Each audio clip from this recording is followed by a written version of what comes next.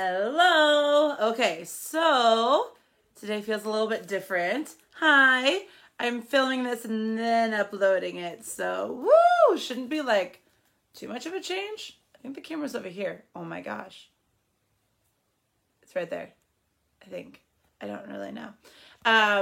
For some reason this feels different than my computer for me, but that's okay. Okay, so we're going to continue on with Harry Potter.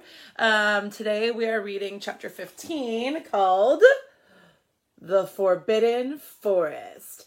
Dun, dun, dun. So, ready guys? Okay. The Forbidden Forest. Where did we leave off in this story? What happened last? Oh, they got Norbert, Hagrid's dragon, left. They got him taken care of, but then they were caught in the hallway from Filch. Harry and Hermione were sneaking back down the tower. So, the Forbidden Forest. Things couldn't have been worse. Filch took them down to Professor McGonagall's study on the first floor, where they sat and waited without saying a word to each other. Hermione was trembling. Excuses, alibis, and wild cover-up stories chased each other around Harry's brain, each more feeble than the last. He couldn't see how they were going to get out of trouble this time. They were cornered. How could they have been so stupid as to forget the cloak? Oh yeah, guys, remember they left the invisibility cloak upstairs. Or in the tower. There was no reason on earth that Professor McGonagall would accept for their being out of bed and creeping around the school in the dead of night, let alone being up in the tallest astronomy tower, which was out of bounds except for classes. Add Norbert and the invisibility cloak, and they might as well be packing their bags already. Had Harry thought that things could have been worse, he was wrong. When Professor McGonagall appeared, she was leading Neville. "Harry!" Neville burst out the moment he saw the other two. "I was trying to find you and warn you. I heard Malfoy saying he was going to catch you. He said he had a Harry shook his head violently to shut Neville up, but Professor McGonagall had seen. She looked more like likely to breathe fire than Norbert as she towered over the three of them. "I would never have believed it of any of you. Mr. Filch says you were up in the astronomy tower. It's 1 o'clock in the morning. Explain yourselves." It was the first time Hermione had ever failed to answer a teacher's question. She was staring at her slippers, as still as a statue. "I think I've got a good idea of what's been going on," said Professor McGonagall. "It doesn't take a genius to work it out. You fed Draco Malfoy some cock-and-bull story about a dragon, trying to get him out of bed and into trouble. I've already caught him. I suppose you think it's funny that Longbottom here heard the story and believed it too." Harry caught Neville's eye and tried to tell him without words that it wasn't true, because Neville was looking stunned and hurt. Poor blundering Neville. Harry knew what it must have cost him to try and find them in the dark, to warn them. "I'm disgusted," said Professor McGonagall. "4 students out of bed in one night. I've never heard of such a thing before. You, Miss Granger, I thought you had more sense. As for you, Mr. Potter, I thought Gryffindor meant more to you than this. All 3 of you will receive detentions. Yes, you too, Mr. Longbottom. Nothing gives you the right to walk around school at night, especially these days. It's very dangerous. 50 points will be taken from Gryffindor." 50, Harry gasped. They would lose the lead he'd won in the last Quidditch match. 50 points each, said Professor McGonagall, breathing heavily through her long, pointed nose. "Professor, please, you can't." "Don't tell me what I can and can't do, Potter. Now get back to bed, all of you. I've never been more ashamed of Gryffindor students." 150 points lost. That put Gryffindor in last place. In one night, they'd ruined any chance Gryffindor had for the House Cup. Harry felt as though the bottom had dropped out of his stomach. How could they ever make up for this? Harry didn't sleep all night. He could hear Neville sobbing into his pillow for what seemed like hours. Harry couldn't think of anything to say to comfort him. He knew Neville, like himself, was dreading the dawn. What would happen when the rest of Gryffindor found out what they'd done? At first, the Gryffindors passing the giant hourglass that recorded the house points the next day thought there'd been a mistake. How could they suddenly have 150 points fewer than yesterday? And then the story started to spread. Harry Potter, the famous Harry Potter, their hero of 2 Quidditch matches, had lost them all those points. Him and a couple of the other stupid first years. From being one of the most popular and admired people in the school, Harry was suddenly the most hated.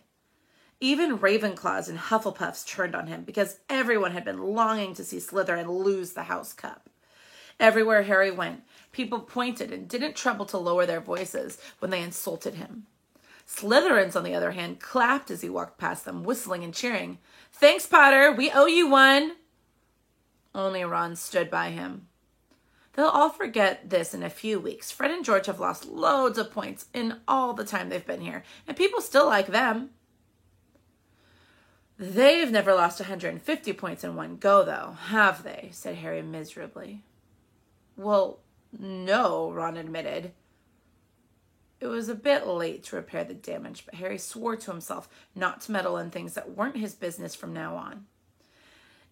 He'd had it with sneaking around and spying. He felt so ashamed of himself that he went to Wood and offered to resign from the Quidditch team. "Resign?" Wood thundered. "What good'll that do? How are we going to get any points back if we can't win at Quidditch?" But even Quidditch had lost its fun. The rest of the team wouldn't speak to Harry during practice, and if they had to speak to him, they called him the Seeker. Hermione and Neville were suffering too. They didn't have as bad a time as Harry because they weren't well known, but nobody would speak to them either. Hermione had stopped drawing attention to herself in class, keeping her head down and working in silence. Harry was almost glad that the exams weren't far away. All the studying he had to do kept his mind off his misery. He, Ron, and Hermione kept to themselves, working late into the night, trying to remember the ingredients in complicated potions, learn charms and spells by heart, memorize the dates of magical discoveries and goblin rebellions. Then, about a week before the exams were due to start, Harry's new resolution not to interfere in anything that didn't concern him was put to an unexpected test. Walking back from the library on his own one afternoon, he heard somebody whimpering from a classroom up ahead. He drew up closer. He heard Quirrell's voice. No, not again, please." It sounded as though someone was threatening him. Harry moved closer. All right, he heard Quirrell sob. Next second, Quirrell came hurrying out of the classroom, straightening his turban. He was pale and looked as though he was about to cry. He strode out of sight. Harry didn't think Quirrell had even noticed him. He waited until Quirrell's footsteps had disappeared, then peered into the classroom. It was empty, but a door stood ajar on the other end. Harry was halfway towards it before he remembered he'd promised himself about not meddling. At the same time, he'd have gambled 12 Sorcerer's Stones that Snape had just left the room. And from what Harry had heard, Snape would be walking away with a new spring in his step. Quirrell seemed to have given in at last. Harry went back to the library, where Hermione was testing Ron in astronomy. Harry told them what he'd heard. "Snape's done it then," said Ron. "If Quirrell's told him how to break his anti-dark force spell." "They're still fluffy, though," said Hermione. "Maybe Snape's found out how to get past him without asking Hagrid," said Ron, looking up the thousands of books surrounding them. "I bet there's a book somewhere to tell you how to get past a giant 3-headed dog." "So what do we do, Harry?"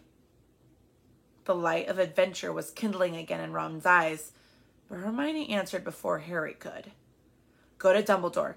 That's what we should have done ages ago. If we try anything ourselves, we'll be thrown out for sure." "But we've got no proof," said Harry. "Quirrell's too scared to back us up. Snape's only got to say he doesn't know how the troll got in at Halloween and that he was nowhere near the 3rd floor.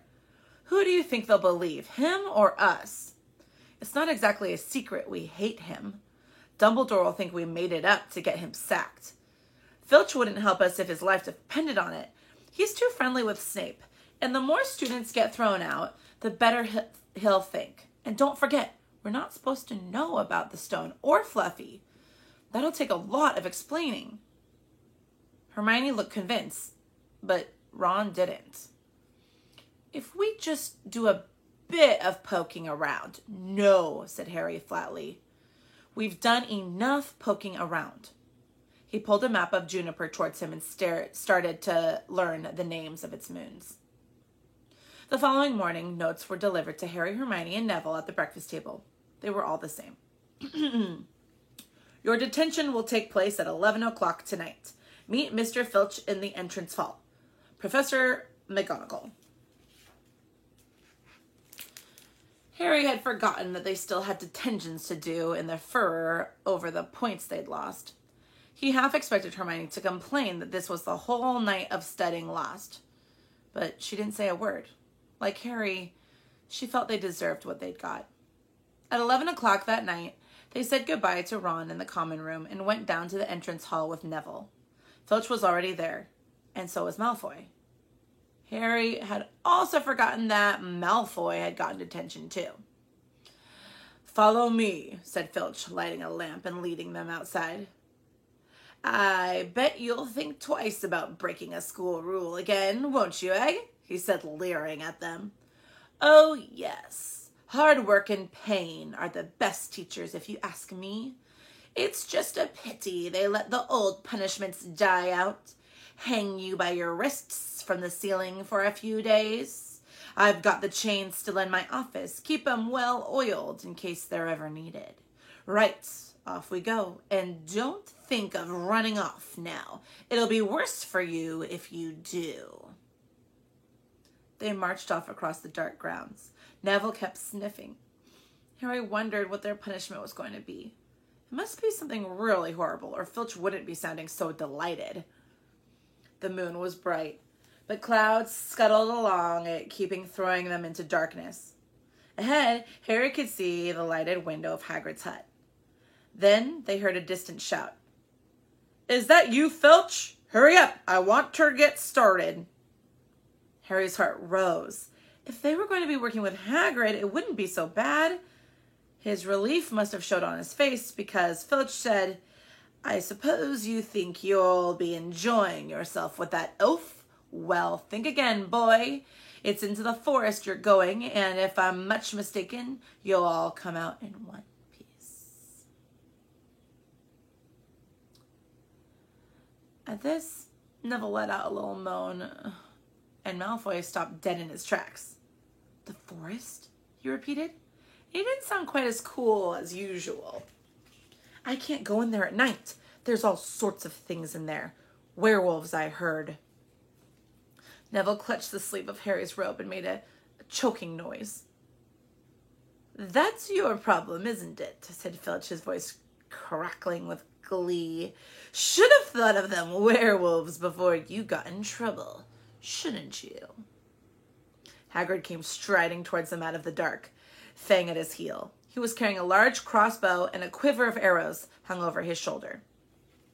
About time, he said. I've been waiting for half an hour already. All right, Harry, Hermione?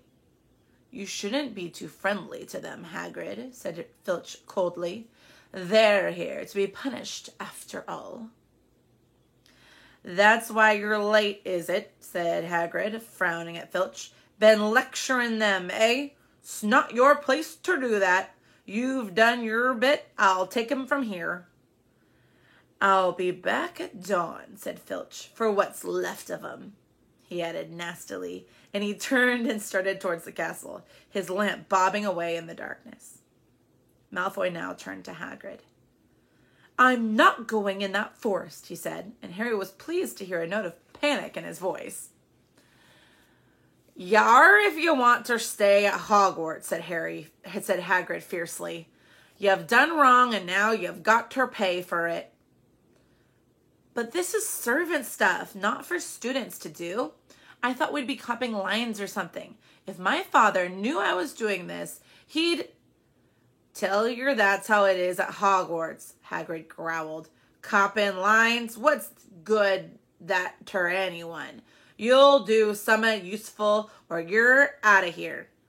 If you think your father'd rather you were expelled, then get back off to the castle and pack. Go on. Malfoy didn't move. He looked at Hagrid furiously, but then dropped his gaze. Right then, said Hagrid. Now, listen carefully, 'cause it's dangerous and we're gonna do tonight, and I don't want no one taking risks. Follow me over here a moment. He led them out to a very edge of the forest, holding his lamp up high. He pointed down a narrow, winding earth track that disappeared into thick black trees. A light breeze lifted their hair as they looked into the forest. Look here, said Hagrid. See that stuff shining on the ground? Silvery stuff? That's unicorn blood. There's a unicorn in here been hurt badly by Summit. And the second time in a week. I found one dead last Wednesday. They're trying to find a poor thing. We must have to put her out of its misery. And whatever hurt the unicorn finds us first, said Malfoy, unable to keep the fear out of his voice. There's nothing that lives in the forest that'll hurt you if you're with me or Fang, said Hagrid. And keep to the path. Right, now, we're going to split into 2 parties and follow the trail in different directions. There's blood all over the place. It must have been staggering around last night at least. I want Fang, said Malfoy quickly, looking at Fang's long teeth. All right, but I'll warn ya, he's a coward, said Hagrid. So me, Harry, and Hermione will go down way with Draco, Neville, and Fang will go the other. Now, if any of us finds the unicorn, we'll send up green sparks, right? Get your wands out and practice now. That's it. If anyone gets in trouble, send up red sparks, and we'll all come and find ya. So be careful. Let's go. The forest was black and silent. Whoop. Sorry, guys. The forest was black and silent. A little way in, they reached the fork in the earth path, and Harry, Hermione, and Hagrid took the left path while Neville, Malfoy, and Fang took the right. They walked in silence, their eyes to the ground. Every now and then, a ray of moonlight through the branches above lit the spot of silver blue blood on the fallen leaves. Hagrid saw that Hagrid looked very worried. Could a werewolf be killing unicorns? Harry asked. Not fast enough, said Hagrid. It's not easy to catch a unicorn. They're powerful magic creatures. I never knew one to hurt before. They walked past a mossy tree stump. Harry could hear running water. There must be a stream somewhere close by. There were still spots of unicorn blood here and there along the winding path. You're right, Hermione, Hagrid whispered. Don't worry. It can't have gone far if it's this badly hurt, and then we'll be able to... Get behind that tree! Hagrid seized Harry and Hermione and hoisted them off the path behind the towering oak. He pulled out an arrow and fitted it into his crossbow, raising it, ready to fire. The 3 of them listened. Something was slithering over dead leaves nearby. It sounded like a cloak trailing along the ground. Hagrid was squinting up the dark path, but after a few seconds, the sound faded. I knew it, he muttered. There's something in here that shouldn't be. A werewolf? Harry suggested. That wasn't no werewolf, and it wasn't no unicorn neither, said Hagrid grimly. Right, follow me. Be careful now. They walked more slowly, ears straining for the faintest sound. Suddenly, in a clearing ahead, something definitely moved. Who's there? Hagrid called. Show yourself. I'm armed. And into the clearing came... Was it a man or a horse? To the waist, a man with red hair and beard, but below that was a horse's gleaming chestnut body with a long reddish tail. Harry and Hermione's jaws dropped. "Oh, it's you, Ronan," said Hagrid in relief. "How are ya?" He walked forward and shook the centaur's hand. "Good evening to you, Hagrid," said Ronan. He had a deep, sorrowful voice. "Were you going to shoot me?" "Can't be too careful, Ronan," said Hagrid, patting his crossbow. "There's summat bad loose in this forest. This is Harry Potter and Hermione Granger, by the way, students up at the school. And this is Ronan, you two. He is a centaur." "We noticed," said Hermione faintly. "Good evening," said Ronan. "Students, are you? And do you learn much up at the school?" A bit," said Hermione timidly. "A bit. Well, that's something," Ronan sighed. He flung back his head and stared at the sky. "Mars is bright tonight." "Yeah," said Hagrid, glancing up too. "Listen, I'm glad we've run into you, Ronan, 'cause there's a unicorn being hurt.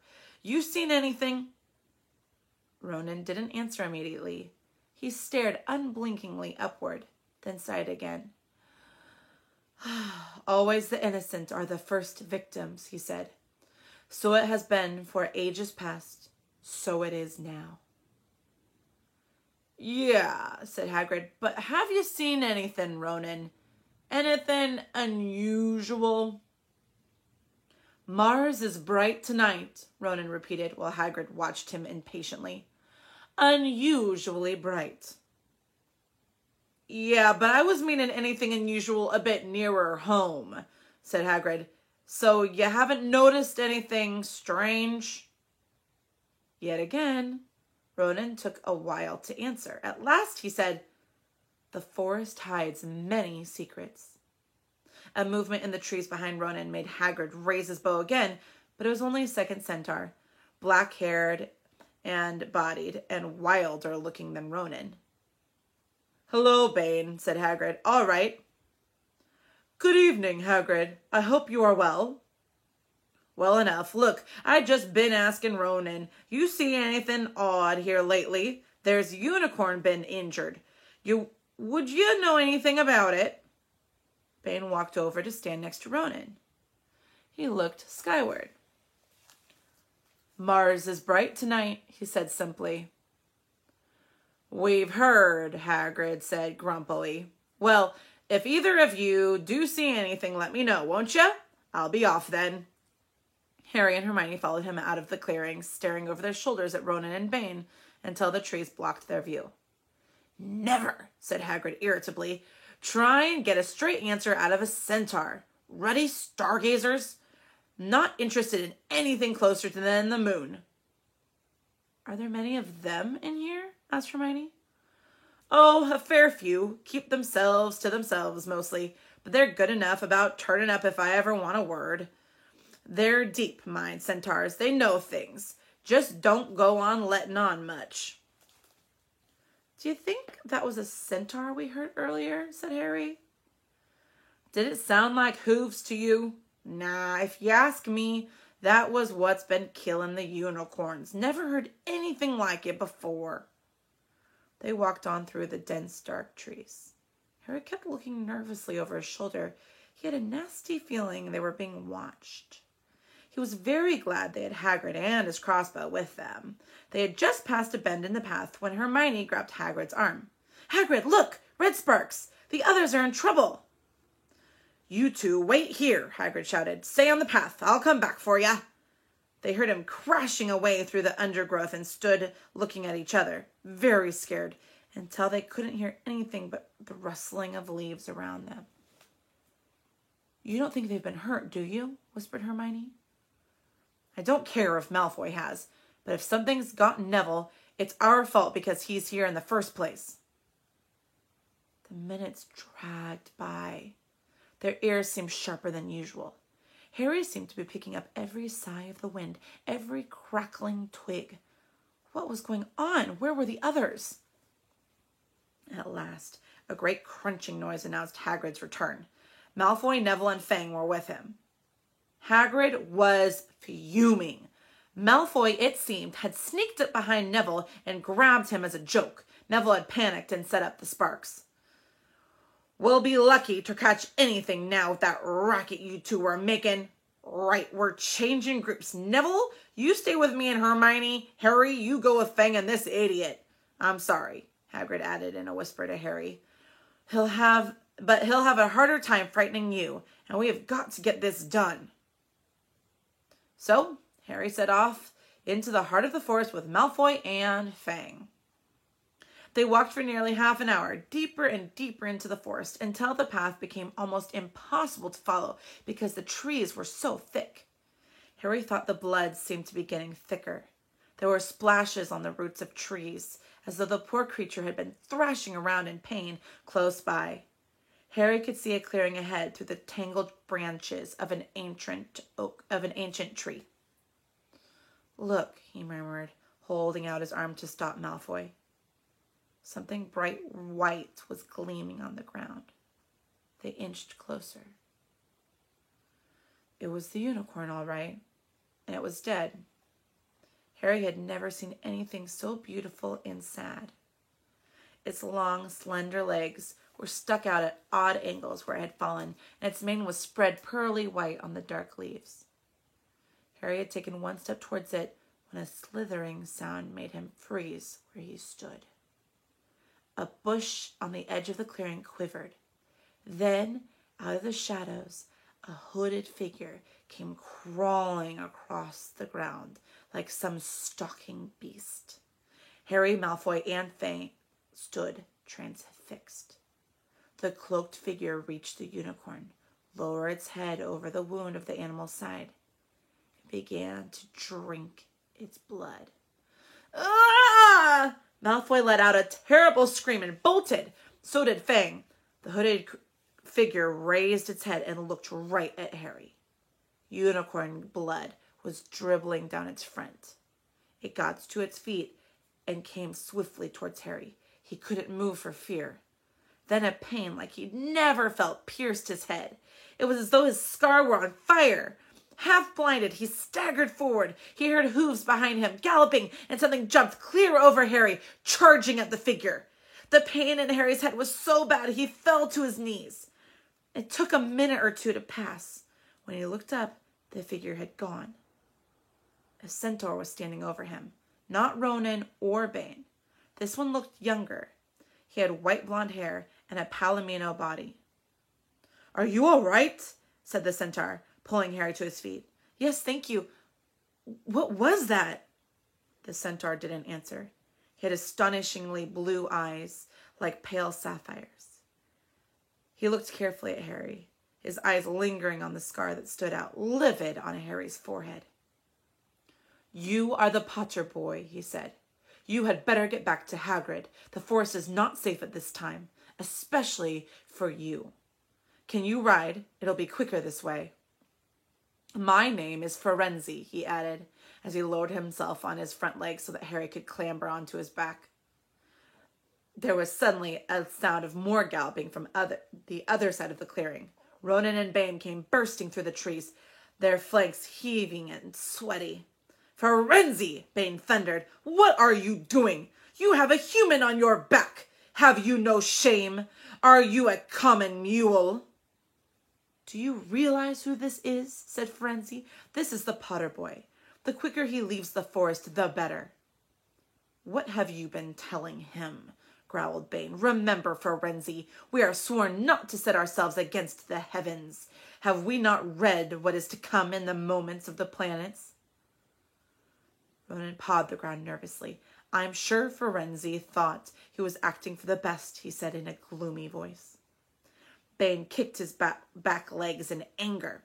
"For the best? What is that to do with? Centaurs are concerned with what has been foretold. It is not our business to run around like donkeys after stray humans in our forest." Firenze suddenly reared on his hind legs in anger, so that Harry had to grab his shoulders to stay on. "Do you not see that unicorn?" Firenze bellowed at Bane. "Do you not understand why it was killed? Or have the planets not let you in on that secret? I set myself against what is lurking in the forest, Bane. Yes, with humans alongside, if I must.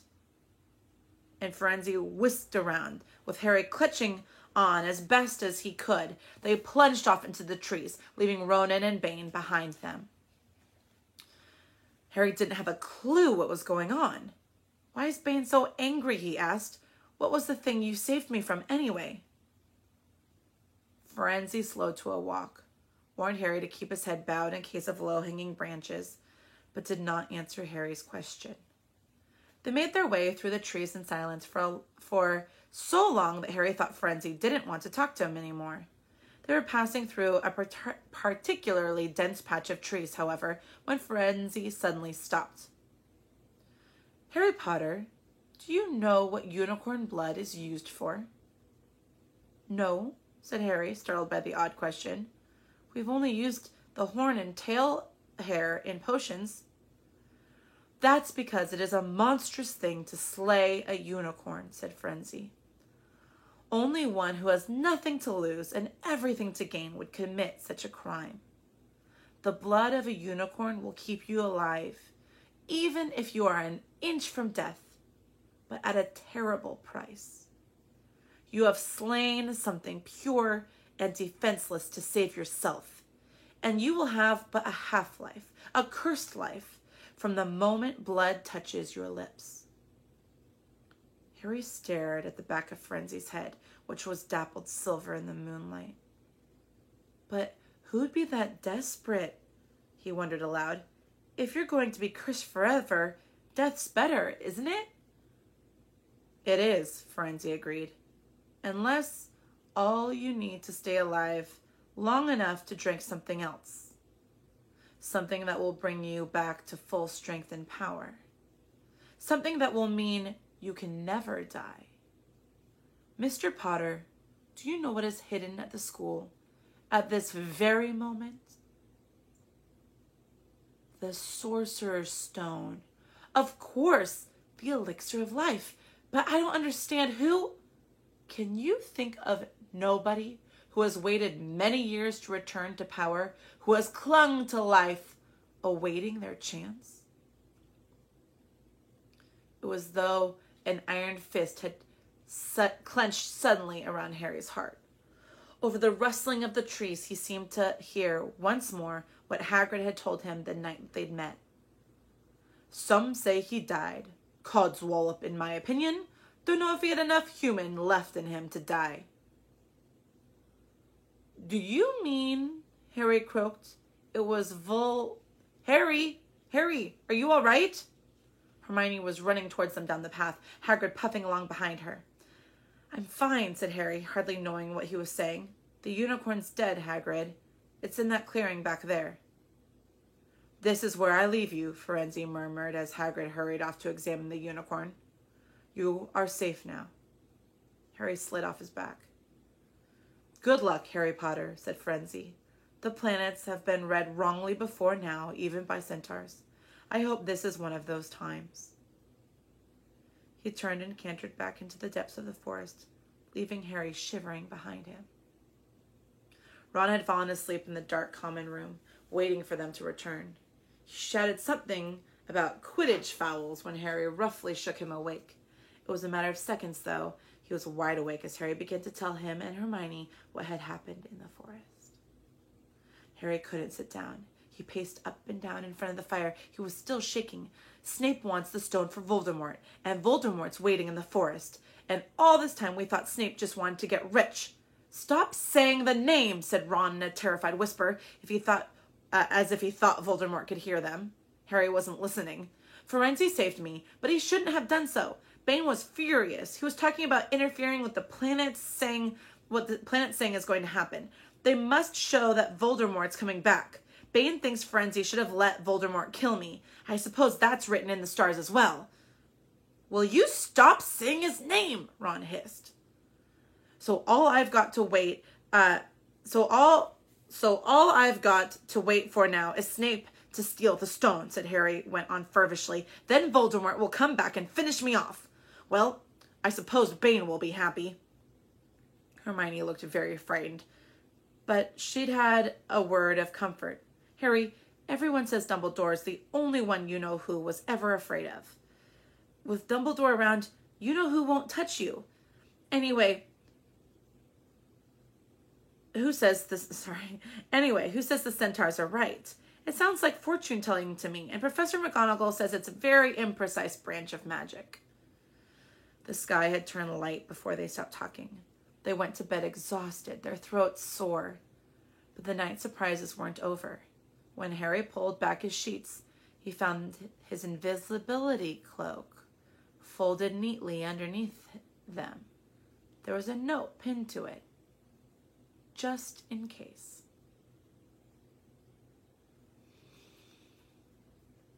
And that's the end of the chapter.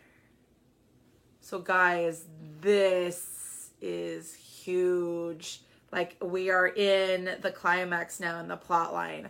So a unicorn was killed, they found out, because unicorn blood can keep you alive. So they have figured out that Voldemort must not have completely died. There must be something that's alive, and Voldemort is drinking unicorn blood to stay alive. And Snape, they think, is the one who's trying to get the Sorcerer's Stone so that he can give Voldemort back all of his power and make him fully alive again. The only thing saving them right now is, okay, they know Voldemort is very afraid of Dumbledore, so as long as Dumbledore is there, they're fine. And then someone, remember, Harry and Hermione had left the invisibility cloak at the top of the tower when they took the dragon up there. But someone folded the invisibility cloak and left it in Harry's bed with a note saying, just in case. We don't know who that was. So, big things happening. Okay, hope you guys have a wonderful day and we will finish it. Bye.